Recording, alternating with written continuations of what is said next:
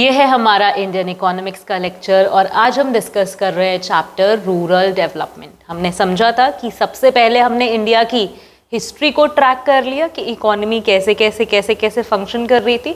उसके बाद हमने लास्ट चैप्टर में डिस्कस किया कि ह्यूमन कैपिटल फॉर्मेशन पे हमारी गवर्नमेंट ने किस तरीके से काम किया। ये चैप्टर हमें बताएगा कि रूरल डेवलपमेंट क्या होता है, किस तरीके से किया जा सकता है और गवर्नमेंट ने इंडिपेंडेंस से आज तक क्या क्या किया इन चीज़ों के लिए। ओके, शुरू करते हैं। सबसे पहले मतलब समझते हैं। रूरल डेवलपमेंट का सिंपल सा मतलब क्या है? एक ऐसा एक्शन प्लान बनाना जो सोशियो इकोनॉमिक ग्रोथ करे रूरल इंडिया की।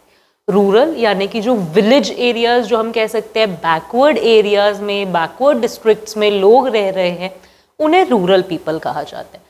अब रूरल पीपल के लिए जो भी उनकी डेवलपमेंट के लिए, सोशली और इकोनॉमिकली उनको बेटर करने के लिए जो भी चीज़ें की जा रही हैं, जो भी प्लान्स बनाए जा रहे हैं, पॉलिसीज़ बनाई जा रही हैं, वो सब क्या है? रूरल डेवलपमेंट का प्लान है। इतनी बात हमें समझ में आई? ओके, तो अब बात है कि रूरल डेवलपमेंट की ज़रूरत क्या है? कि जो लोग रह रहे हैं उन्हें रहने दो, अपने को उनको डेवलप क्यों करना है? एक गवर्नमेंट को क्यों एक रिस्पॉन्सिबिलिटी लेनी है रूरल एरिया को डेवलप करने की? क्या रीज़न है? कि बल्क ऑफ पॉपुलेशन कहाँ रह रही है? रूरल एरियाज में रह रही है और एब्जेक्ट पॉवर्टी से लोडेड है। यानी कि गांव में रहने वाले लोग, जो छोटे एरियाज में, पिछड़े हुए एरियाज में रहने वाले लोग हैं, वो बहुत ही ज़्यादा गरीब है। वो अपना डेवलपमेंट खुद नहीं कर सकते। इसीलिए गवर्नमेंट को एज अ स्टेट रिस्पॉन्सिबिलिटी लेनी पड़ती है उनका डेवलपमेंट करने की। रिफॉर्म्स फोकस्ड ऑन आएगा यहाँ पे। Reforms focused on industrialisation, foreign trade, where agriculture was ignored. अब जो ये पॉलिसीज पढ़कर आए हो फॉलोइंग चैप्टर्स में, जो पहले हम लोग कर चुके हैं, उनमें हमने क्या देखा? मेन जो भी पॉलिसीज़ का आउटलुक था वो क्या था? कि इंडस्ट्रीज़ को कैसे बेटर किया जाए, पब्लिक सेक्टर को कैसे बढ़ाया जाए, मॉडर्न इंडस्ट्री को कैसे बढ़ाया जाए, या फिर वो क्या कर रहे थे? फॉरेन ट्रेड से किस तरीके से काम लिया जाए, कितना इंपोर्ट किया जाए, कितना एक्सपोर्ट किया जाए। उन सभी पॉलिसीज़ में कहीं ना कहीं हमारा एग्रीकल्चर इग्नोर हो रहा था। एग्रीकल्चर से रिलेटेड कुछ ज़्यादा पॉलिसीज़ नहीं थी, कुछ ज़्यादा फ्रेमवर्क्स नहीं थे। एंड एग्रीकल्चर हमारी इकोनॉमी की बैकबोन थी, क्योंकि सबसे ज़्यादा लोग एम्प्लॉयड एग्रीकल्चर में थे उस टाइम। किसको बात समझ में आई? इसीलिए हमें किस चीज़ की ज़रूरत थी? ज़रूरत थी कि हम क्या करें? रूरल डेवलपमेंट करें। Gulf between GDP growth and growth of agriculture. Employment का बहुत बड़ा शेयर, मैंने जैसे अभी बात की, एग्रीकल्चर में था, लेकिन जीडीपी में एग्रीकल्चर उतना कंट्रीब्यूट नहीं कर पा रही थी। यानी कि जितने लोग एम्प्लॉयड थे उस हिसाब से जीडीपी में उसका कंट्रीब्यूशन नहीं था। First thing. सेकंड थिंग कि जीडीपी बढ़ रही थी देश की साल दर साल, लेकिन कंपैरेटिवली एग्रीकल्चर ग्रो नहीं कर रहा था। यानी कि प्राइमरी सेक्टर कम ग्रो कर रहा था। सेकेंडरी और टर्शरी सेक्टर जो है, जो हमारा मैन्युफैक्चरिंग वाला सेक्टर है और जो सर्विस सेक्टर है, ये ज़्यादा ग्रो कर रहा था, जिसकी वजह से हमारी जीडीपी ग्रो कर रही थी। लेकिन एग्रीकल्चर, प्राइमरी सेक्टर उतना ग्रो नहीं कर पा रहा। तो यानी कि एक चीज़ की ग्रोथ और दूसरी चीज़ की ग्रोथ के बीच में जो फ़र्क है ना, इसको बोला जा रहा है gulf between GDP growth and growth of agriculture. और क्या बोले? Agriculture stumbling block of growth. यानी कि क्या हो रहा था? ये कुछ उस तरीके से होगा कि 3 पहिए वाली गाड़ी है, यानी कि एक ऐसा ऑटो रिक्शा है जिसके 2 पहिए बहुत बढ़िया चल रहे, लेकिन एक पहिया नहीं चल रहा है, नहीं अच्छे से फंक्शन कर रहा है। तो वो जो ऑटो रिक्शा है वो अच्छे से चल पाएगा? ज़्यादा दूर तक चल पाएगा? तो हमारा जीडीपी जो ग्रो कर रहा था उसके 2 सेक्टर्स बढ़िया थे, लेकिन एक सेक्टर खराब था। इस खराबी होने की वजह से हमें क्या आ रहा था? जीडीपी में एग्रीकल्चर एक स्टम्बलिंग ब्लॉक बन गया था। यानी एक ऐसा ब्लॉक जो सारी बिल्डिंग को गिरा देगा। यानी पूरी बिल्डिंग में से अगर एक ब्लॉक क्या है? खराब है, तो वो क्या करेगा? सारी बिल्डिंग के डाउनफॉल का कारण बन जाएगा। यही हो रहा था। एग्रीकल्चर एक ऐसा स्टम्बलिंग ब्लॉक था जो सारी बिल्डिंग को क्या कर रहा था? गिराने वाला था। इसको बात समझ में आ रही है? Rural urban divide cause agitation in farmers. जो रूरल यानी कि जो गांव में रहने वाले लोग हैं, जो अर्बन शहरों में रहने वाले लोग हैं, इनके बीच का जो गैप था, शहर में रहने वाला लोग कंपैरेटिवली एक बेटर लाइफ लीड कर रहा था, उसको सब चीज़ों की बेटर सर्विसेज मिल रही थी। गांव में रहने वाले लोगों को उतनी अच्छी सर्विसेज नहीं प्रोवाइड कर पा रही थी गवर्नमेंट, जिसके वजह से जो हमारे फार्मिंग की कम्युनिटी थी। अच्छा, यहाँ पे अगर आप नोटिस करो फार्मिंग एग्रीकल्चर की ज़्यादा बात की हो रही है, क्योंकि जो रूरल एरिया है उनका मेन काम, लाइक मोस्टली जो पीपल काम कर रहे हैं वो एग्रीकल्चर ही है। तो रूरल डेवलपमेंट का मतलब यही होगा कि आप एग्रीकल्चर को किस तरीके से बेटर कर रहे हो, या एग्रीकल्चर में क्या क्या प्रॉब्लम्स है उनको हल करना पड़ेगा अगर रूरल डेवलपमेंट कर, ठीक है ना। तो rural urban divide caused agitation in farmers क्यों हो रहा था कि जो फार्मिंग कम्युनिटी थी रूरल एरिया की, वो देख रही थी कि हमारा तो उस तरीके से डेवलपमेंट ही नहीं हो पा रहा। जो अर्बन एरियाज है वहां पे डेवलपमेंट ज्यादा हो रहा है, वहां पे सरकारें बेटर फैसिलिटीज प्रोवाइड करिए, जिसके कारण क्या हो रहा था, एक एगिटेशन, एक गुस्सा पैदा हो रहा था कम्युनिटी के अंदर, जिसकी वजह से हमें जरूरत थी कि हम रूरल डेवलपमेंट का एक प्लान रेडी करें। ज़रूरतें समझ आ गई। अच्छा, जब भी आप कोई प्लान मैन्युफैक्चर करोगे आपको क्या चीज़ें पता होनी चाहिए कि दिक्कतें क्या है, तभी तो प्लान बना के उसका सोल्यूशन करोगे ना। तो जब हम रूरल डेवलपमेंट का प्लान बना रहे थे तो हमारे आगे चैलेंजेस क्या क्या थे। हमारे आगे चैलेंज था कि रूरल क्रेडिट किस तरीके से प्रोवाइड किया जाए, यानी कि रूरल एरियाज में लोगों को किस तरीके से लोन की फैसिलिटीज प्रोवाइड की जा सके। चैलेंज ऑफ रूरल मार्केटिंग, यानी कि जो ये समझ लो कि जो काम कर रहे हैं लोग रूरल एरिया में, कुछ ना कुछ प्रोड्यूस कर रहे हैं, किस तरीके से उनको कनेक्ट किया जाए शहरों के साथ, यानी कि रूरल एरिया में किस तरीके से ऐसा मार्केट बनाया जाए जो शहरों के साथ ले बेची बाइंग सेलिंग का काम कर सके। उसके रिलेटेड जो चैलेंजेस थे उसको हमें फेस करना था जब हमें प्लान करना था। एमर्जिंग चैलेंजेस क्या थे, डाइवर्सिफिकेशन करना और ऑर्गेनिक फार्मिंग करना। डाइवर्सिफिकेशन क्या कि सारे लोग एग्रीकल्चर ही किए जा रहे हैं, इतने की ज़रूरत ही नहीं है। कुछ लोगों को एग्रीकल्चर से बाहर निकाल के किसी और टाइप के ऑक्यूपेशन में पुटअप करना, या फिर अगर सब राइस ही राइस उगाए जा रहे हैं तो उनको बोलना कि यार सिर्फ राइस ही मत उगाओ, भिंडी भी उगाओ, गोभी भी उगाओ, स्ट्रॉबेरी भी उगाओ, बनाना भी उगाओ। किसको बात बिल्कुल समझ में आ रही है डाइवर्सिफिकेशन की। ऑर्गेनिक फार्मिंग, नेचुरल तरीके से फार्मिंग करना जहाँ पे हम फर्टिलाइजर्स पेस्टिसाइड्स को ज़्यादा यूज़ नहीं कर रहे। तो मेनली आज हम इन सभी पॉइंट्स को प्रॉपर डिटेल में स्टडी करेंगे और समझने की कोशिश करेंगे कि क्या प्रॉब्लम्स हैं, किस तरीके से गवर्नमेंट ने इनका हल किया। अच्छा, यहाँ पे एक पॉइंट ऐड कर दूँ कि जो चैलेंजेस ऑफ रूरल क्रेडिट है और चैलेंज ऑफ रूरल मार्केटिंग है, इनको बोला जाएगा लिंगरिंग चैलेंज, यानी कि ऐसे चैलेंज जो आप अभी फेस कर रहे हो। एमर्जिंग चैलेंज मतलब जो चैलेंज आ रहे हैं, हमें दिख रहे हैं कि फ्यूचर में ये चैलेंजेस को हमें फेस करना पड़ेगा। ये प्रॉब्लम्स चलती आ रही हैं, ये प्रॉब्लम्स आने वाली, हमें दिख रहा है कि प्रॉब्लम आएगी, हल करो इसका, हल करो। बोलो किसको बात समझ में आ गई, हाँ या ना। चलो शुरू करते हैं समझने से कि रूरल क्रेडिट क्या होता है। रूरल क्रेडिट और agricultural credit is credit for farming. Farming के लिए जब लोन प्रोवाइड्स किए जा रहे हैं उसे बोला जाता है rural credit. Credit is lifeline of Indian agriculture because of 2 reasons. अब सवाल उठता है कि रूरल क्रेडिट को एक प्रॉब्लम भी बना रहे हैं हम लोग, है ना, हल भी देने की कोशिश कर रहे हैं, पर द थिंग इज कि ये प्रॉब्लम है ही क्यों, रूरल क्रेडिट की ज़रूरत ही क्यों है। 2 रीजन्स हमारी बुक ही से बताती है कि जो लैंड होल्डिंग्स है इंडिया में लोगों के पास वो कम है, थोड़ी है, मार्जिनल होल्डर्स है। थोड़े लैंड पे काम करने के लिए लोगों के पास इतना ज़्यादा पैसा नहीं होता कि वो खुद ही सारा कुछ कर ले, खुद ही फर्टिलाइजर्स ले आए या हाई क्वालिटी सीड्स ले। उनको लोन की ज़रूरत पड़ती है क्योंकि इस पीस ऑफ लैंड में से, जो कि क्या है, मार्जिनल लैंड है, छोटा लैंड है, मैं इतना कमर्शियल फार्मिंग नहीं कर पा रही। मैं क्या कर रही हूँ, सिर्फ उतनी ही फार्मिंग कर पा रही हूँ कि मेरे परिवार की ज़रूरतें पूरी हो सके। उसी पीस ऑफ लैंड पे बेटर प्रोडक्शन करने के लिए मुझे HYV सीड्स, फर्टिलाइजर्स जैसी चीज़ों की ज़रूरत पड़ेगी, हाँ या ना। तो इन चीज़ों को लाने के लिए मुझे किसकी ज़रूरत पड़ेगी, लोन की ज़रूरत पड़ेगी, रूरल क्रेडिट की।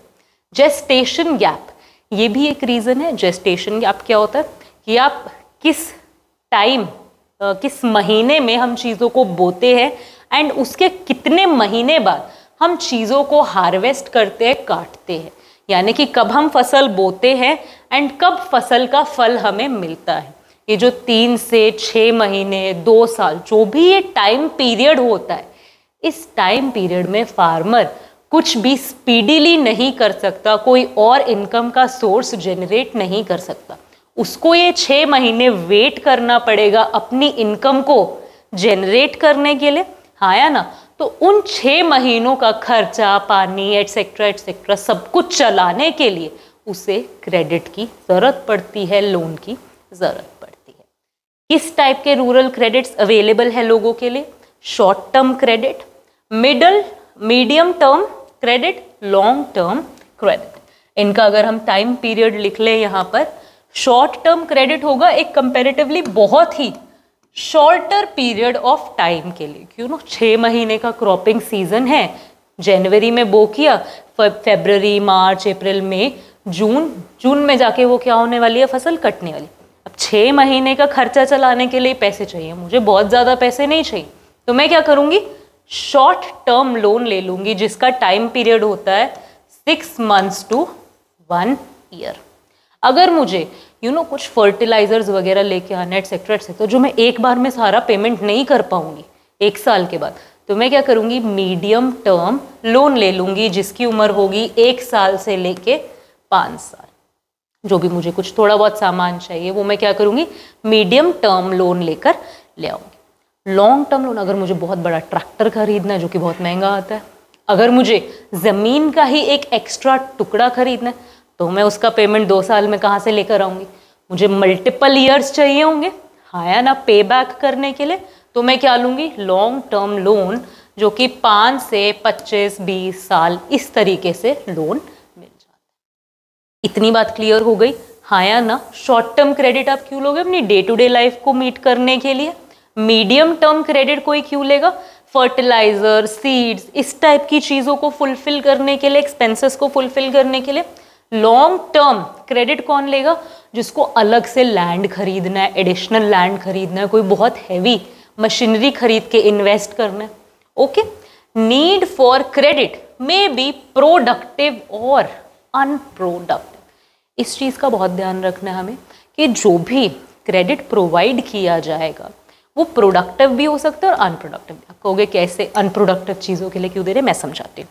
प्रोडक्टिव का क्या मतलब होता है कि आप प्रोडक्शन के प्रोसेस में हो, हाँ या ना, यानी कि कुछ ना कुछ बन रहा है, यानी कि फार्मिंग की जो भी एक्टिविटीज़ है उन एक्टिविटीज़ के लिए अगर आप लोन ले रहे हो, चाहे short term medium term long term कोई भी लोन ले रहे हो, तो आप प्रोडक्टिव लोन ले रहे हो।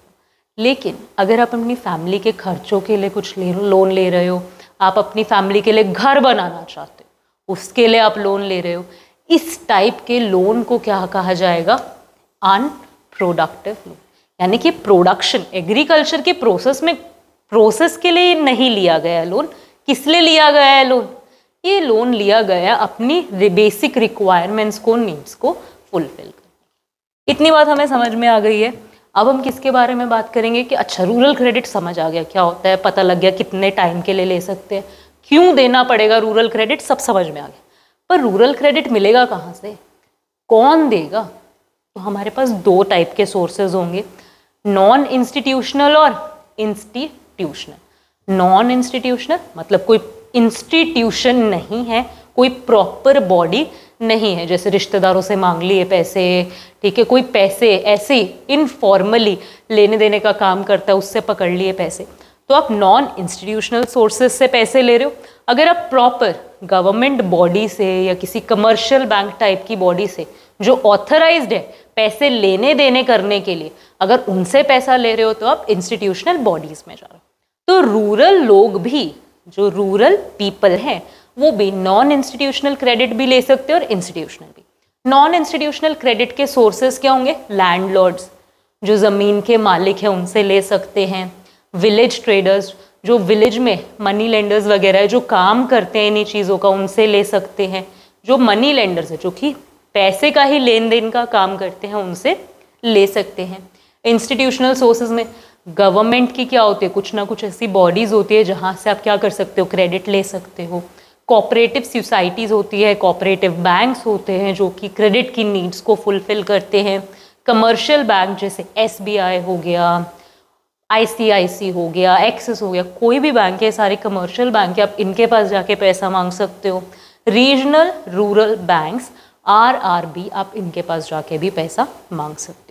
तो यहाँ पे कुछ स्टैट्स डिस्कस कर लेते हैं फटाफट।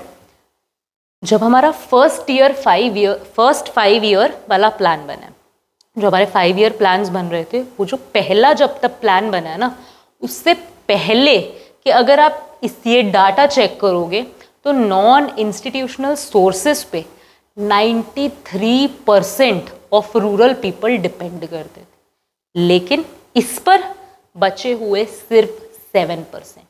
लेकिन जब धीरे धीरे डेवलपमेंट हुआ देश का, नए बैंक्स खोले गए, नई चीज़ें प्रोवाइड की गई, रूरल डेवलपमेंट पे लीडर्स ने अपना ध्यान डाला, तब हमने ये वाले सारे इंस्टीट्यूशंस सेटअप किए, बैंक्स तक जो हमारे गांव वगैरह हैं उन तक पहुंचाए, बैकवर्ड एरियाज तक ये सारी चीज़ें पहुंची। तब ऑलमोस्ट 66% जो हमारा लोन रेज करने वाली बात थी, जो रूरल पीपल लोन लेते थे, वो 66% इंस्टीट्यूशनल सोर्सेज होते थे, रिमेनिंग नॉन इंस्टीट्यूशनल सोर्सेज होते थे। तो बेसिकली गवर्नमेंट ने कैसे किया इनमें काम, गवर्नमेंट ने अपनी बॉडी सेट की, SBI जैसे कमर्शियल बैंक्स की बहुत सारी ब्रांचेस खोली गांव में जाके, बैकवर्ड एरियाज में जाके, जिनकी वजह से क्या हुआ, क्रेडिट लेना लोगों के लिए आसान हो गया। उनको दिखने लगा, अच्छा हमारे गांव में ये बॉडी है, हम इससे क्रेडिट रेस कर सकते हैं। सिंपल टर्म्स पे, कम इंटरेस्ट रेट्स पे गवर्नमेंट ने लोन देना स्टार्ट किया, तो लोगों को लगा कि हमें इन लोगों के पास जाने की ज़रूरत नहीं है। ये लोग क्या करते थे, जो नॉन इंस्टीट्यूशनल सोर्सेज हैं, ये लोगों को एक्सप्लॉइट करते थे, फार्मर्स को एक्सप्लॉइट करते थे। फार्मर इनसे जब भी पैसा उधार लेता था, क्रेडिट पर लेता था, तो ये बहुत ज़्यादा हैवी इंटरेस्ट उन पर लगा देते थे, फर्स्ट थिंग। सेकेंड थिंग, सब कुछ इनफॉर्मली होता था, तो जो भी बही खाते बनते हैं उनमें भी क्या करते थे, थोड़ा बहुत घपला कर देते थे, और फार्मर्स को एक डेट ट्रैप में, कर्जे के ट्रैप में फंसा कर रखते थे कि फार्मर जितना भी प्रोड्यूस कर रहा है ना, बही खाते का कच्चा हिसाब किताब करके इस तरीके से सेटिंग बना देते थे कि उसका सारा जो भी प्रोड्यूस है वो उन्हें बेचना पड़ जाए। बोलो किसको बात समझ में रही, उसी पर्सन को बेचना पड़ जाए जिससे उन्होंने पैसे लिए। इस तरीके से जो ये नॉन इंस्टीट्यूशनल सोर्सेज होते थे, ये एक्सप्लॉइट करते थे। इंस्टीट्यूशनल सोर्सेज के आने के बाद सिस्टम में चीज़ें बेटर हुई, एटलीस्ट हम कह सकते हैं बुकिशली तो बेटर हुई। ओके, चलो नेक्स्ट हम किसकी बात करने वाले हैं, एक थोड़ा सा टॉपिक और ऐड करेंगे कि और भी क्रेडिट कहीं से मिल सकता है। पता है कहाँ से? माइक्रो क्रेडिट प्रोग्राम्स और सेल्फ हेल्प ग्रुप्स की मदद से। सेल्फ हेल्प ग्रुप्स क्या होता है? सेल्फ हेल्प ग्रुप्स ऐसे ग्रुप्स बना दिए जाते हैं कि एक गांव में 25 लेडीज़ हैं, 25 घर हैं, 25 औरतें, वो क्या करती है, एक मिनिमम अमाउंट डिसाइड कर लेती है, 100 रुपये, 50 रुपये, 200 रुपये, और क्या करती है, सब अपनी सेविंग्स को जोड़ लेती है। हर महीने या हर साल क्या करती है, उन सेविंग्स को उठा के जितने भी मेंबर्स हैं उनमें से किसी एक मेंबर को वो सारी की सारी सेविंग्स मिल जाती हैं, एंड फिर वो उन सेविंग्स को यूज़ करके अपना क्या कर सकते हैं, कुछ भी काम वगैरह शुरू कर सकते हैं। तो सेल्फ हेल्प ग्रुप्स में क्या हो रहा है, ये एक बेसिकली आइडिया है जो कि सेविंग्स को प्रमोट कर रहा है कि लोग क्या करें, थोड़ा थोड़ा अमाउंट सेव कर ले, फिर सेविंग्स को पूल करके ये लोग इन्वेस्ट कर देते हैं, जिसकी वजह से इनकम जनरेशन का प्रोसेस शुरू हो जाता है रूरल एरियाज में, जो कि रूरल डेवलपमेंट का कारण बनता है। देखो पढ़ते हैं, micro credit helps the small loan needs of rural people. Micro credit क्या है, छोटे छोटे क्रेडिट दे देना, बहुत बड़ा अमाउंट नहीं, लाख, 2 लाख, 10 लाख, 100 करोड़ नहीं, छोटे छोटे अमाउंट्स के क्या करना, लोन देना रूरल लोगों को। वो उनकी किस में हेल्प करता है, डेवलपमेंट में हेल्प करता है। The aim here is to provide small amount of loan with minimum legalities, के ज़्यादा फॉर्मेलिटीज़ ना हो। बैंक में जाओगे पैसा लेने, 50 तरीके के डॉक्यूमेंट्स लेने पड़ेंगे, कुछ ना कुछ कोलैटरल भी रखना पड़ेगा, यानी कि सिक्योरिटी के रूप में भी आपको कोई गोल्ड या फिर कोई ट्रैक्टर या फिर कोई घर, कोई ज़मीन, इस टाइप की चीज़ें आपको सिक्योरिटी में भी देनी पड़ेंगी। लेकिन जब आप माइक्रो क्रेडिट्स ले रहे हो या फिर सेल्फ हेल्प ग्रुप्स की बात कर रहे हो तो आपको कोलैटरल नहीं देना पड़ता। कम से कम लीगैलिटीज़ के साथ आपको क्या मिल जाता है, लोन मिल जाता है।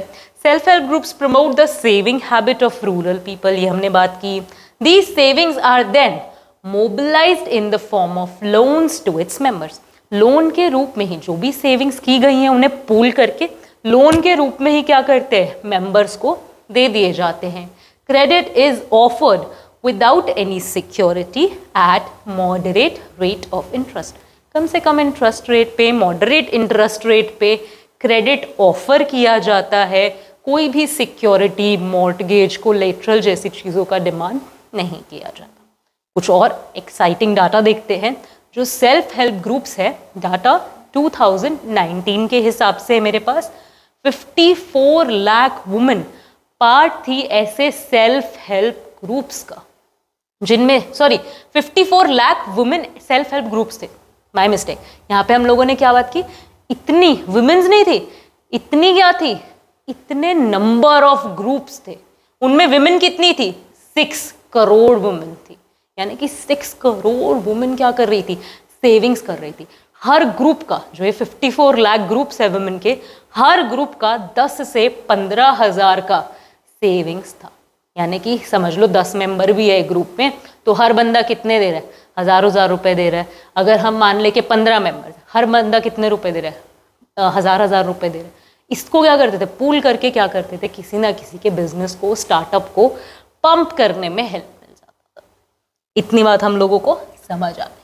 अब हम बात करेंगे कि अगर हमें रूरल क्रेडिट समझ आ गया है तो इसके स्टेजेस को इवैल्यूएट करते कि कहाँ खड़े थे, कहाँ पर आए हैं, एंड क्या क्या चीज़ें अभी भी ठीक करने की ज़रूरत है। ओके, चलो। At the time of independence कहाँ पे खड़े थे हम लोग, बहुत लो शेयर था फॉर्मल लेंडिंग का, यानी कि जो भी कॉरपोरेट्स हैं, गवर्नमेंट बैंक्स हैं, आरआरबीज हैं, नबार्ड जैसे इंस्टीट्यूशंस है, किसी भी चीज़ का ज़्यादा जिक्र नहीं था।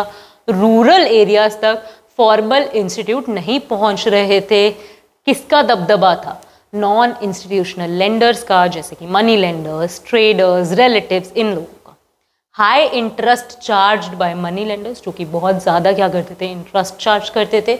मैन्युपुलेशन ऑफ अकाउंट्स, जैसे कि हमने समझा कि अकाउंट्स में भी क्या कर देते थे, घपला कर देते थे, क्योंकि फार्मर अनपढ़ बंदा, उसको कुछ पता ही नहीं है। यहाँ पर बोलो किसको बात समझ में आ रही है, हाँ या ना। फिर क्या हुआ, सीन कैसे बदला, चेंजेस सिंस इंडिपेंडेंस, क्या क्या बदला, adoption of social banking and multi banking approach, हमने अपने बैंकिंग का अप्रोच बदला, बहुत सारे इंस्टीट्यूशंस को एडअप किया सिस्टम में, रूरल डेवलपमेंट बैंक्स डाले, हाँ या ना। Setting up of NABARD, NABARD एक ऐसी बॉडी, आप ये समझ सकते हो जैसे कि इंडिया के सारे बैंक्स, चाहे कमर्शियल है, कोऑपरेटिव है, किसी भी टाइप के बैंक्स है, वो सब किसके अंदर आते हैं, आरबीआई। आरबीआई इंडिया का सेंट्रल बैंक है। इसी तरीके से रूरल डेवलपमेंट के लिए जितनी भी बॉडीज सेटअप की गई हैं वो किसके अंदर आती है, नबार्ड के अंदर आती है। नबार्ड एक ऐसा इंस्टीट्यूशन है, एक ऐसी एपिक्स बॉडी है जो जितनी भी रूरल डेवलपमेंट के लिए क्रेडिट प्रोग्राम्स चल रहे हैं, फाइनेंसिंग हो रहा है, किसी भी बॉडी को अगर लोन की ज़रूरत है तो वो सारा कौन प्रोवाइड करेगा, नबार्ड प्रोवाइड करेगा। बोलो बात समझ में आ गई। Expansion of institutional credit, institutional credit को, फॉर्मल सोर्सेस को बढ़ाया गया, सेल्फ हेल्प ग्रुप्स बनाए गए, एंड ग्रीन रेवोल्यूशन ने भी एग्रीकल्चर को बेटर करने में हेल्प किया, रूरल डेवलपमेंट करने में हेल्प किया। आज हमारे पास चैलेंजेस क्या हैं, या क्या ऐसे पॉइंट्स हैं जहाँ पे आज भी क्रिटिकल इवैल्यूएशन किया जाता है या क्रिटिक किया जाता है कि गवर्नमेंट को कुछ करने की ज़रूरत है। इंसेंटिव ऑफ लोन रिकवरी, एक बहुत सिंपल सा यहाँ पे बात आती है लोन रिकवरी की। लोन रिकवरी का क्या मतलब है कि जो भी लोन्स दिए हुए हैं, लोग उन लोन्स का पैसा वापस करने से मुकर जाते हैं, ये कह के कि हमारे पास पैसा नहीं है। अब जैसे हमने बात की कि जो रूरल एरियाज़ है ये ऑलमोस्ट 70% ऑफ पॉपुलेशन बनाता है, तो कोई भी गवर्नमेंट जो आज इलेक्ट होकर बैठी हुई है वो कभी भी ये नहीं चाहेगी कि 70% वोट बैंक टूट जाए। तो जो फार्मर्स है इनका एक बहुत बड़ा वोट बैंक है, एंड क्योंकि गवर्नमेंट नहीं चाहती अपने वोटर्स को नाराज़ करना, तो वो क्या करती है, लोन रिकवर करने के लिए बहुत लीनियंसी बरतती है, या हम कह सकते हैं बहुत लीनियंट बिहेवियर शो करती है। लोन्स बहुत ज़्यादा माफ़ कर देती कि अच्छा आप नहीं भर सकते कोई बात नहीं मत भरो, नहीं भर सकते कोई बात नहीं मत भरो, या फिर रिकवर नहीं भी किया तब भी क्या करते हैं, माफ़ अगर नहीं भी किया तब भी रिकवरी क्या कर देती है, बहुत स्लो हो जाता है प्रोसेस। एंड ये क्या है, एक बहुत बड़ा चैलेंज है जो हम आज फेस करते हैं कि जिन लोगों ने पैसा लिया हुआ है वो पैसा रिटर्न नहीं कर रहे हैं। हाई डिफ़ॉल्ट रेट्स, जो डिफ़ॉल्टर्स हैं वो बहुत ज़्यादा हैं। स्लो एक्सपेंशन आफ्टर रिफॉर्म्स, जो भी रिफॉर्म्स हम लोग इतनी सारी चीज़ों की हमने बात की उसके बाद भी ग्रोथ उतना नहीं देखने को मिल रहा। Loan waive off culture, loan को वेव ऑफ कर दिया जाए। Now this is this things that we understand, क्या क्या चीज़ें हो रही हैं, क्या क्या प्रॉब्लम्स हम लोग फेस कर रहे हैं।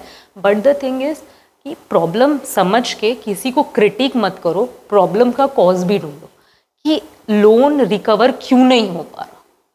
हाँ, एक तो हमने ये आइडेंटिफाई किया कि पॉलिटिकल जो भी पार्टीज़ हैं उनके लिए एक बहुत अच्छा वोट बैंक है। द सेकेंड रीज़न इज़ कि जो इंडियन फार्मर है इसको अपनी प्रोड्यूस का उतना प्राइस नहीं मिलता, या ये जो डेट सर्कल है इसमें इतनी बुरी तरह फंस जाता है कि ये इससे बाहर ही नहीं आ पाता, लोन्स को पे कर ही नहीं पाता क्योंकि इसके पास पैसे जनरेट ही नहीं होते।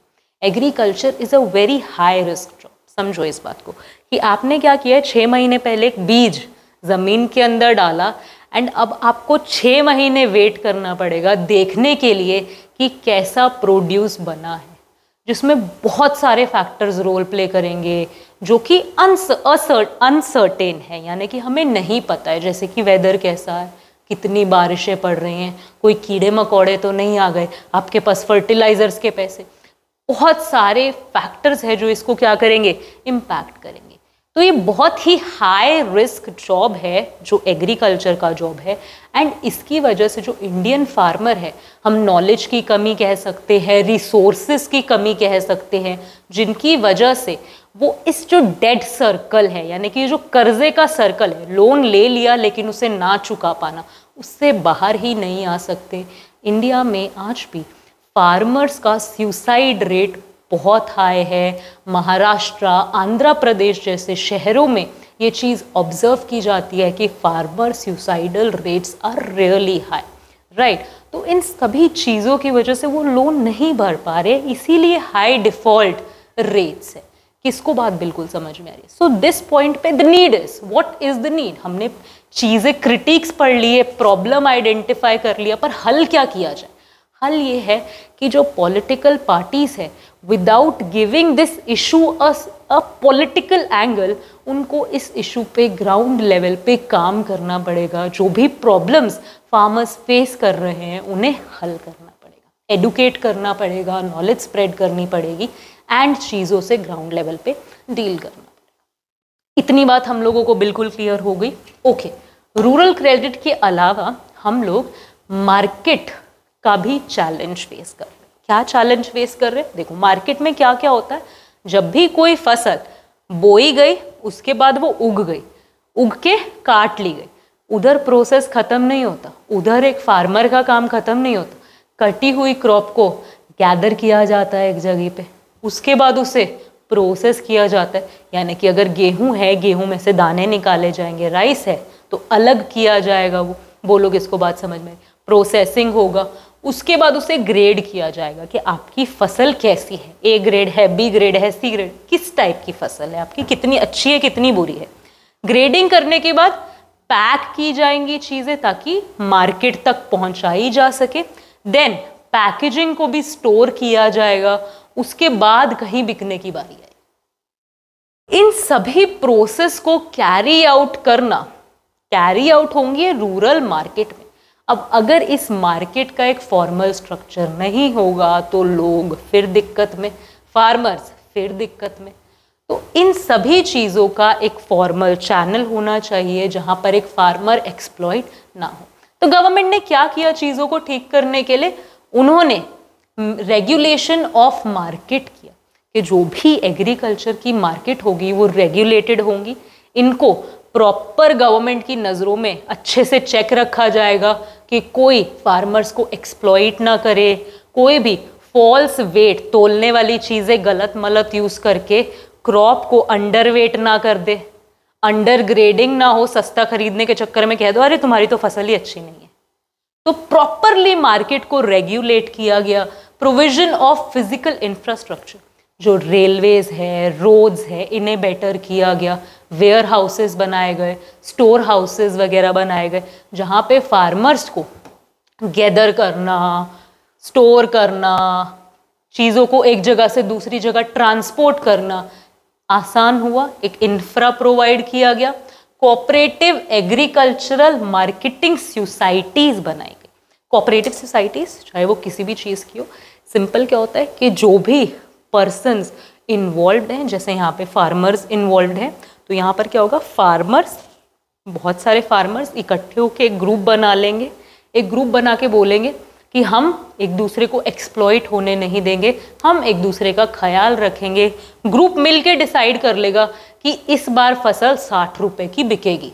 अगर यही सब अलग अलग होते, एक बोल रहा 60 की, एक बोलता अरे 60 वाले के पास ज़्यादा लोग हैं, मैं 50 की बेचने को तैयार, अरे 50 वाले के पास ज़्यादा लोग हैं, मैं 45 की बेचने को तैयार। किसको बात समझ में? तो ये चीज़ें ना हो, इसीलिए क्या होता है, कोऑपरेटिव सोसाइटी बना ली जाती है। तो कोऑपरेटिव एग्रीकल्चरल मार्केटिंग सोसाइटीज भी गवर्नमेंट ने इनिशिएट किया कि फार्मर्स की ऐसी सोसाइटीज बने जो कि उनको एक्सप्लॉयटेशन से बचा सके। पॉलिसी इंस्ट्रूमेंट्स यानी कि ऐसी पॉलिसीज लाई गई बेसिकली जो कि कहीं ना कहीं बेनिफिशियल होंगी, जो कि कहीं ना कहीं फार्मर्स को एक्सप्लॉयटेशन से बचाएंगी। पॉलिसी इंस्ट्रूमेंट्स में हमारे पास एक नोटिसेबल चीज आती है, MSP। MSP का क्या मतलब है, यहां लिख रही हूं, मिनिमम सपोर्ट प्राइस। यानी कि गवर्नमेंट कुछ चुनिंदा फसलों के लिए एक रेट लिस्ट जारी कर देती है कि अगर गेहूं आपकी कहीं नहीं बिक रही, आप हमें बेच जाओ 160 रुपए में। यानी कि अगर किसी फार्मर को कहीं से 170 रुपए मिल रहे, 180 मिल रहे, 200 मिल रहे, 400 मिल रहे, वो वहां जाके बेच सकता है। लेकिन अगर उसको कहीं से 150 मिल रहे, 120 मिल रहे, 100 मिल रहे, तो वो गवर्नमेंट के पास जाके अपनी फसल देकर 160 रुपए ले सकता है। मिनिमम प्राइस किसी भी फसल का जो government, central government of India जारी कर देती है, उसे कहा जाता है minimum support price. Now let's quickly talk about एक थोड़ा सा एक्सटर्नल इशू कि जब हम रूरल डेवलपमेंट, एग्रीकल्चर एटसेट्रा की बात कर रहे हैं, तो अभी रिसेंटली जो 3 फार्म लॉज आए थे, उनका प्रॉब्लम हुआ था, इतना ज़्यादा इशू क्रिएट हुआ था, इतना ज़्यादा मेस हुआ था। अगर हम उसे समझें, वहाँ पे प्रॉब्लम क्या थी, मेन इशू क्या, जो फार्मर्स थे जो ऐसे सड़कों पर बैठे थे, प्रोटेस्ट कर रहे थे अपने राइट्स के लिए, उनका मेन मुद्दा क्या था, उनको क्या समझ नहीं आ रहा था। जो भी लॉस थे, लेट्स लीव आउट कि जो वो फील कर रहे थे कि हम एक्सप्लॉइट होंगे एटसेट्रा, उन चीज़ों को छोड़ के जो मेन फोकस हाईलाइटेड मुद्दा था वो MSP का था। उस बिल में कहीं भी MSP के बारे में नहीं कहा गया था। यानी कि गवर्नमेंट ओरली तो कह रही थी कि हम MSP देंगे आपको, मिनिमम सपोर्ट प्राइस देंगे, लेकिन फार्मर्स की जो कम्युनिटी थी वो बिलीव नहीं कर पा रही थी। उनको लग रहा था कि गवर्नमेंट मिनिमम सपोर्ट प्राइस देना बंद कर देगी। अब इमेजिन, अगर मिनिमम सपोर्ट प्राइस ना मिले, यानी कि 160 रुपये गवर्नमेंट नहीं दे रही, तो जो प्राइवेट प्लेयर्स है वो कह सकते हैं ना, सब आपस में कहीं ना कहीं क्या कर ले, अंदर खाते बातचीत कर ले कि यार 150 की खरीदेंगे। वो बोले अरे नहीं अपन सब ना 140 की खरीदते हैं, ठीक है 140 डन कर दो। तो फार्मर्स के पास जब खरीदने के लिए आएंगे तो क्या होगा, फार्मर्स को बोलेंगे हम तो 140 रुपये ही देंगे। अब फार्मर के पास कोई अदर गवर्नमेंट के रूप में ऑप्शन नहीं होगा कि वो बोले कि नहीं नहीं हम तो 160 में बेचाएंगे, इससे कम नहीं देंगे हम लोग आपको। किसको बात प्रॉब्लम समझ में आई? क्यों वो लोग प्रोटेस्ट कर रहे थे? क्योंकि उनको मिनिमम सपोर्ट का कोई भी उसमें क्लॉज नहीं दिख रहा था। ओरली कहा जा रहा था कि मिनिमम सपोर्ट प्राइस प्रोवाइड किया जाएगा, लेकिन यही चीज गवर्नमेंट लिख कर देने को तैयार नहीं थी, या जो भी लॉज थे उसमें ये चीज मेंशन नहीं थी। नाउ इफ यू थिंक कि आज के इंडियन लॉ में इसके बारे में कुछ कहा गया, वो भी नहीं कहा गया। आज भी जो एमएसपी की लिस्ट सेंट्रल गवर्नमेंट जारी करती है, ये कोई कंपल्सरी लिस्ट नहीं है।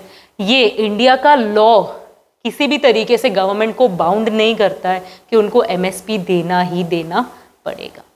So the new law was just कि वहां पर भी ये चीज मेंशन नहीं थी। फार्मर ऑलरेडी एक्सप्लॉइटेड फील करता है, एमएसपी का कोई लीगल रिकॉर्ड ना होने के कारण, लीगल बैकअप ना होने के कारण, एंड इस नए बिल्स जो थे उनमें वो और ज़्यादा फील कर रहा था कि प्रॉपर कानून ही हमारे अगेंस्ट हो जाएगा तो हम लोग किस तरीके से सरवाइव करेंगे एडवर्स कंडीशंस।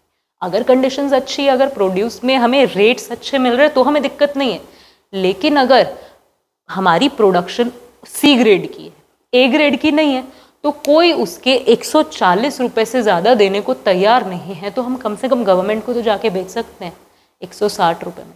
एटलीस्ट अपना कॉस्ट तो रिकवर कर सकते हैं, क्योंकि अगर फार्मर्स कॉस्ट नहीं रिकवर कर पाएंगे तो वो अपना नेक्स्ट साइकिल कंटिन्यू नहीं कर पाएंगे। एंड अगर फार्मर्स ऐसा नहीं कर पाते, this is really problematic thing for any country. इतनी बात हमें बिल्कुल क्लियर हो गई। Okay, moving on.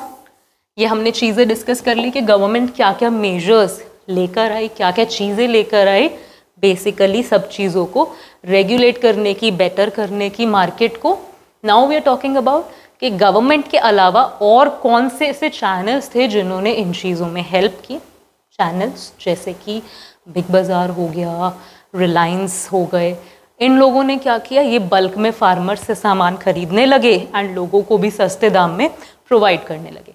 एक मिडिल मैन को एलिमिनेट करने का इन्होंने काम किया। Now as good as it seems, बहुत अच्छी चीज़ ये लग रही है, but there is a negative thing कि अगर चीज़ें मल्टीपल चैनल से निकल के एक ही पर्सन के हाथ में सब कंट्रोल आ जाएगा तो वो कहीं ना कहीं एक्सप्लॉयटेटिव नेचर प्रैक्टिस कर सकता है। क्या मतलब है इस बात का कि इट्स गुड कि सारे मिडिल मैन्स को एलिमिनेट कर दिया गया, वहाँ पे रिलायंस को बिठा दिया गया, चीज़ें सस्ती तो हो गई, लेकिन यहाँ पे दो प्रॉब्लम्स। एक तो मिडिल मैन जो भी था उसको आउट ऑफ ऑक्यूपेशन आपने निकाल दिया, यानी कि पहले वो कमा रहा था लेकिन अब आपके सिस्टम में उसके पास कमाने का सोर्स नहीं है। चलो उसको भी इग्नोर करते हैं कि किसी का तो फायदा हो रहा है ना, ठीक है।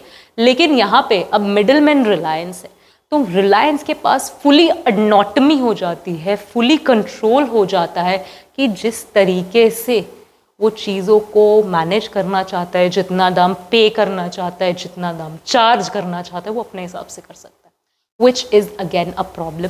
क्योंकि मोनोपोलिस्टिक स्ट्रक्चर, मोनोपोली जहाँ पे भी क्रिएट होगी, जहाँ पे भी राजा वाला शासन क्रिएट होगा, वहाँ पे एक कंज्यूमर सफ़र करेगा ही करेगा, एक प्रोड्यूसर सफ़र करेगा ही करेगा। किसको बात समझ में आ रही है? This was the talk, but let's focus. यहाँ पे लिखा क्या हुआ है कि पंजाब, हरियाणा, राजस्थान में अपनी मंडी एंड बिग बाजार जैसे चैनल्स बने जिन्होंने क्या किया, मिडिल मैन्स को रिड्यूस किया, फार्मर से डायरेक्टली प्रोड्यूस को खरीदा, लोगों तक पहुंचाया, एक कनेक्टिंग लिंक बने। आंध्र प्रदेश में रायथू बाजार्स के नाम से ये चीज़ें जानी जाती हैं। तमिलनाडु में उजावर संडीज के नाम से इसे जाना जाता है। Direct contract between farmers and MNCs is another channel, कि जो भी MNCs है वो डायरेक्टली, जैसे रिलायंस डायरेक्टली फार्मर से क्या करे, कॉन्ट्रैक्ट कर ले कि आपका प्रोड्यूस हम इतने में खरीदने को ओके हैं, पहले ही हो जाएगा ये कॉन्ट्रैक्ट, उसमें चीज़ें पहले ही मेंशन हो जाएंगी। Now this is a good thing and a bad thing. Good thing because farmers को कुछ ना कुछ एडवांसेस मिल जाएंगे, पहले ही पैसा मिल जाएगा जो उसका जेस्टेशन गैप वगैरह सब मैनेज करने में हेल्प कर सकता है। द बैड थिंग इज अगर कॉन्ट्रैक्ट में लिखा गया कि A ग्रेड क्वालिटी है एंड किसी वजह से A ग्रेड क्वालिटी फार्मर नहीं प्रोवाइड कर पाता है, देन इट्स अ प्रॉब्लम। बोलो किसको बात समझ में आ गई? Cool. Next we are talking about कि किस तरीके से these all are the problems, it was mainly focused on agriculture.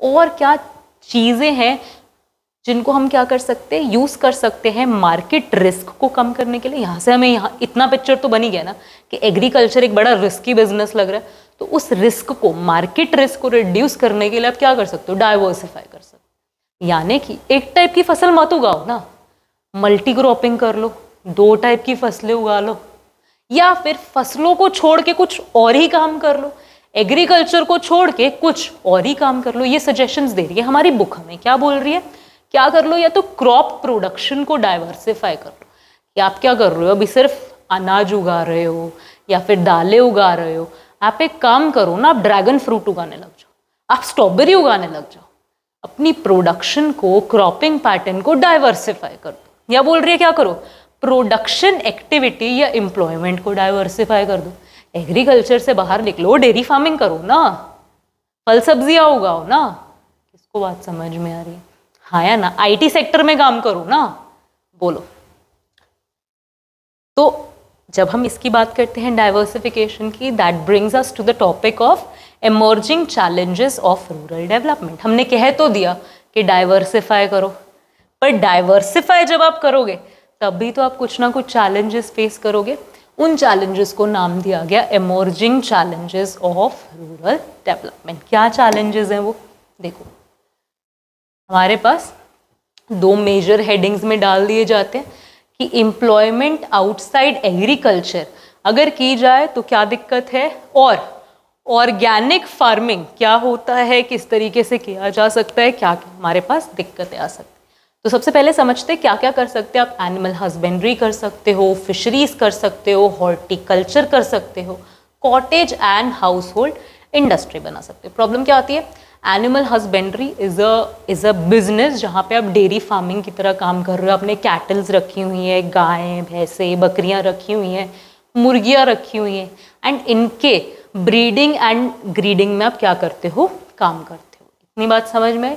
Fisheries में मछलियाँ पकड़ी जा रही हैं, हॉर्टिकल्चर में फ्रूट्स, वेजिटेबल्स और हनी का बिजनेस किया जा रहा है, cottage and household industry यानी कि आप गांव में छोटे छोटे बिजनेस सेटअप कर रहे हो, कोई कढ़ाई का बिजनेस, बुनाई का बिजनेस, घड़े बनाने का बिजनेस, कोई नक्काशी कारागारी करने का बिजनेस, इस टाइप के बिजनेस को हम क्या बोलेंगे, कॉटेज या हाउस होल्ड इंडस्ट्री।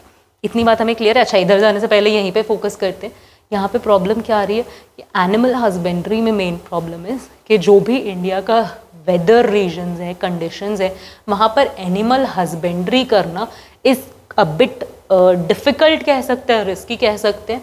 और हम बता सकते हैं यहाँ पर कि इसके लिए जो इन्वेस्टमेंट की ज़रूरत होती है वो कंपैरेटिवली हायर होती है, जो कि सबके जो मार्जिनल होल्डर्स हैं उनके बस में नहीं होता। फिशरीज़ में क्या प्रॉब्लम है, फिशरी का भी if you check the data no, तो वहाँ पे भी लोन रिकवरी बहुत ज़्यादा कम है, बहुत ज़्यादा आपको लोन्स की ज़रूरत पड़ती है एंड आप वो नहीं कर पा रहे। ठीक कैसे कर सकते हो, फिशरीज़ में नए तरीके लेकर आओ फिशिंग करने के, जो फिशर्स है उनको एजुकेट करो कि किस तरीके से वो बेटर कर सकते हैं। एनिमल हस्बेंड्री में लोगों को एजुकेट किया जाए किस तरीके से एनिमल्स को सही तरीके की फीड प्रोवाइड की जाती है, क्या क्या किया जा सकता है। Like we also do run a dairy farm, जिसका व्लॉग आपको आई आइकन पे मिल जाएगा। We are also doing this animal husbandry. यहाँ पर now we face a challenge daily. If you want to get good milk, because आप business किस में कर रहे हो, दूध दही में बिजनेस कर रहे हो, if you want get good milk you need to focus on what you are feeding. इन चीज़ों का एजुकेशन हर किसी के पास नहीं अवेलेबल, जिस वजह से animal husbandry is a problematic business here. Now what you can do is, ठीक कैसे करोगे, एजुकेशन प्रोवाइड कर दो, इन्फॉर्मेशन प्रोवाइड कर दो लोगों को। हॉर्टिकल्चर में क्या प्रॉब्लम है, वही कि लोगों को पता नहीं है किस तरीके के फ्रूट्स वेजिटेबल्स उगाए जा सकते हैं जो उनके लिए बहुत बेनिफिशियल हो सकते हैं। कि जो ट्रेडिशनल जो हमारा मोनोटनस रूटीन है of growing some particular crops, उनकी जगह आप क्या कर सकते हो, फ्रूट्स एंड वेजिटेबल्स उगा सकते हो।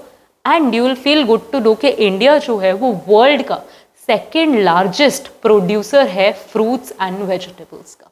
तो cotton industry and household industry का बेसिक प्रॉब्लम क्या है कि सेटअप करने के लिए जो हमें क्रेडिट्स चाहिए होते हैं वो नहीं मिलते, या जो लीगैलिटीज़ होती हैं उनकी वजह से क्रेडिट अवेलेबिलिटी नहीं हो पाती। But these are really good businesses for rural development and which needs to be done. ये नीड ऑफ आर है, रूरल डेवलपमेंट करना है, आप देश के 70% लोगों को छोड़कर नहीं चल सकते।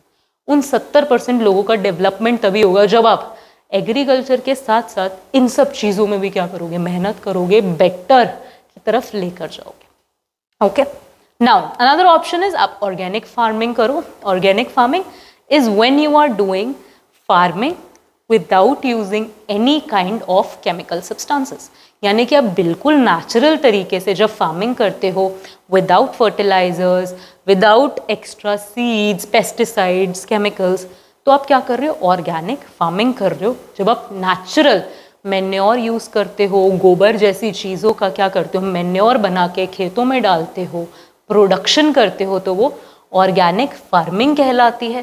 क्यों करनी चाहिए? डिस्कार्ड्स द नॉन रेन्यूएबल रिसोर्सेस।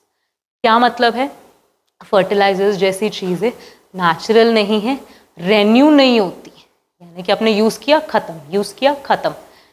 जो भी ये नॉन रेन्यूएबल हार्मफुल चीज़ें हैं, इनका हमें यूज़ ही नहीं करना पड़ता जब हम ऑर्गेनिक फार्मिंग करें। So good thing, environmental friendly होगा, वाटर खराब नहीं करेगा, सॉइल खराब नहीं करेगा, environmental friendly. Sustains soils fertility, soil की फर्टिलिटी रहेगी। सॉइल के अंदर हम एक्स्ट्रा केमिकल से सॉइल को आर्टिफिशियली नरिश नहीं कर रहे हैं। हेल्दियर एंड टेस्टियर फूड, जो भी फूड इस क्रॉप में से, इस फील्ड में से निकलेगा ऑर्गेनिक फार्मिंग करने के बाद, वो हेल्दियर भी होगा, उसमें कम केमिकल्स होंगे, हमारी बॉडी के लिए जो बेनिफिशियल होगा, और टेस्टी भी लगेंगे हमें ये food, right. In expensive technology for the small and marginal farmers, यानी कि जो छोटे छोटे फार्मर्स हैं उनके लिए बहुत अच्छा अपॉर्चुनिटी है कि वो क्या करें, ऑर्गेनिक फार्मिंग करें, अपना प्रोड्यूस ऑर्गेनिक बोलकर बेचें। फर्टिलाइजर्स, एक्स्ट्रा चीज़ों की उनको पैसे देने की ज़रूरत ही नहीं पड़ेगी। बोलो, इतनी बात हमें समझ में आ रही है?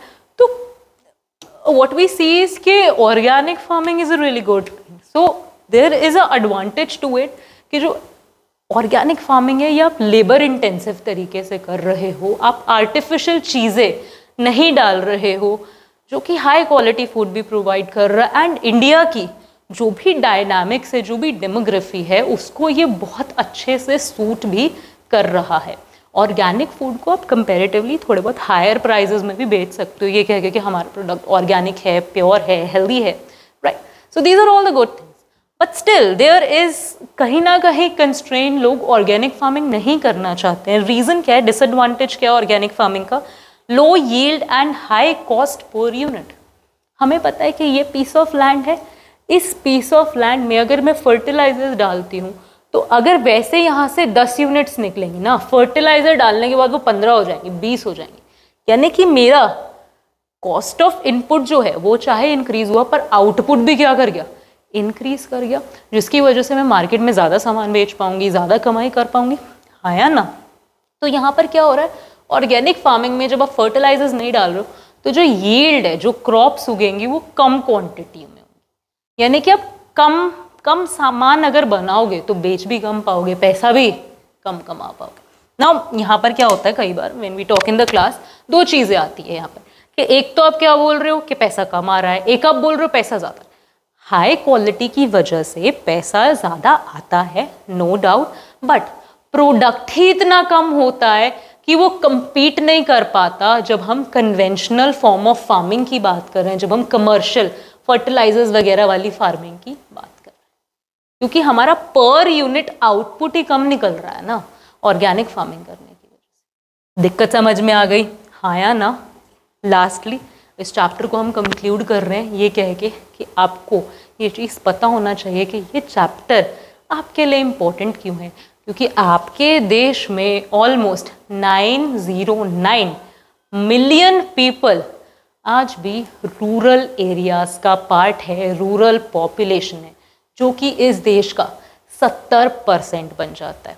यानी कि हमारे देश के हर 10 में से 7 लोग रूरल एरियाज़ में रह रहे हैं, which makes this chapter really important. This was like kind of bookish outlook of things. हमने कुछ और चीज़ें भी डिस्कस की, बुक से बाहर निकल के कोशिश की समझने की। आपके पास अगर रूरल इंडिया के बारे में कोई भी फैक्ट है, कोई भी चीज़ आप पढ़ते हो, इवन इस लेक्चर के बाद भी, तो भी हमारे साथ कमेंट सेक्शन में ज़रूर शेयर करें। मिलेंगे और वीडियोस के साथ, तब तक के लिए have a good day, keep learning.